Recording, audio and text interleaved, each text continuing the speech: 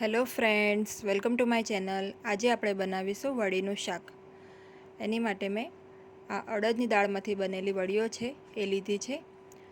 આ કોઈ પણ ગ્રોસરી શોપમાં ઇઝીલી મળી જાય છે, મોલમાં પણ આ મળે છે. આ વડી ખાવામાં ખૂબ જ ટેસ્ટી લાગે છે.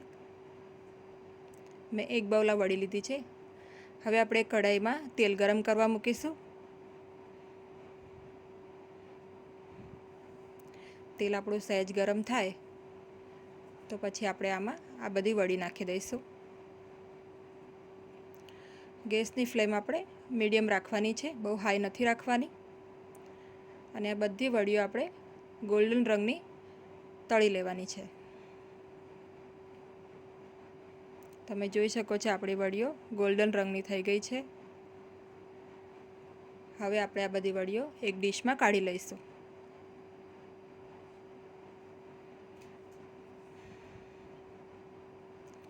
હવે આપણે એ જ કઢાઈમાં મેં એક મોટી ડુંગળી લીધી છે, એને એકદમ ઝીણી સમારી લીધી છે, એ નાખીશું.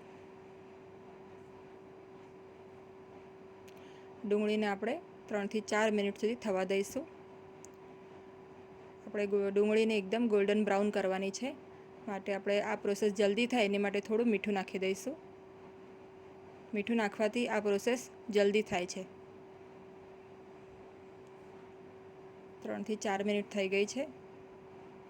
હવે આપણે આ જિંજર ગાર્લિક પેસ્ટ છે એ નાખીશું. મેં આમાં મીઠો લીમડો નાખેલો છે એટલે આ થોડી ગ્રીન કલરની દેખાય છે. આ પેસ્ટ 2 ચમચી લીધી છે. આ પેસ્ટ એ નાખીને આપણે મિક્સ કરી લઈશું. સાથે 1 ચમચી મેં ચણાનો લોટ લીધો છે. આ નાખવાથી આપણી ગ્રેવી થોડી ઘટ્ટ થશે.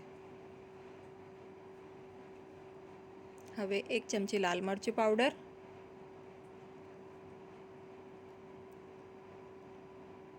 અડધી ચમચી હળદર પાવડર,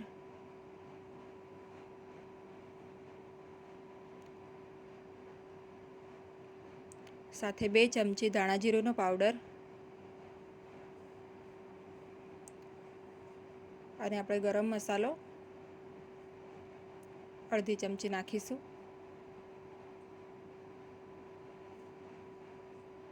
હવે આપણે બધું મિક્સ કરી લઈશું.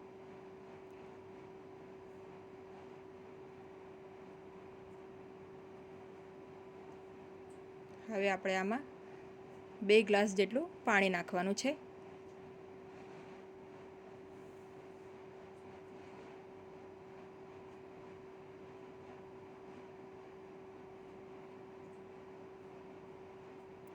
અને સારી રીતે મિક્સ કરી લેવાનું છે.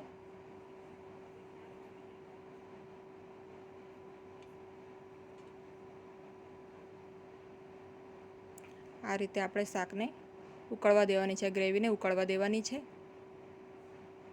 પછી આમાં આપણે જે વડીઓ તળેલી હતી એ નાખી દઈશું. 10 મિનિટ જેટલું ઉકળવા દેવાનું પહેલાં ગ્રેવીને, પછી આપણે એમાં વડીઓ નાખી દેવાની.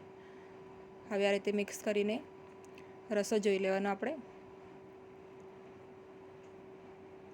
5 મિનિટ ઉકળવા દઈશું. પછી આપણે એમાં 1 ચમચી સોલ્ટ નાખીશું.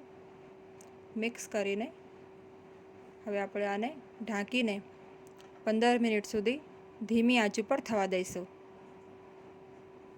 વચ્ચે આપણે 2 વખત જોઈ લઈશું. 5-5 મિનિટ આપણે ચેક કરી લઈશું.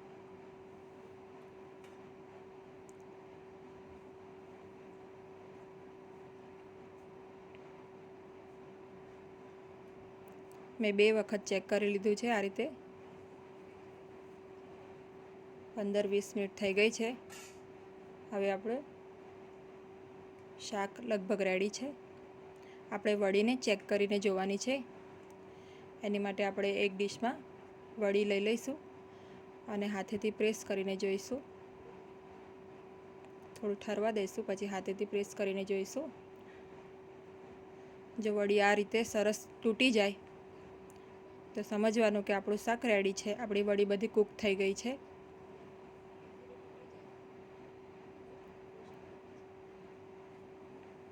આપણું શાક રેડી છે. હવે આપણે એને સર્વ કરી લઈશું. આ શાક ખૂબ જ ટેસ્ટી લાગે છે, ખૂબ જ વહેલા બની જાય છે અને જ્યારે શાકભાજી ના હોય ઘરમાં ત્યારે આ શાક બનાવીને આપણે વાપરી શકીએ છીએ. Thanks for watching.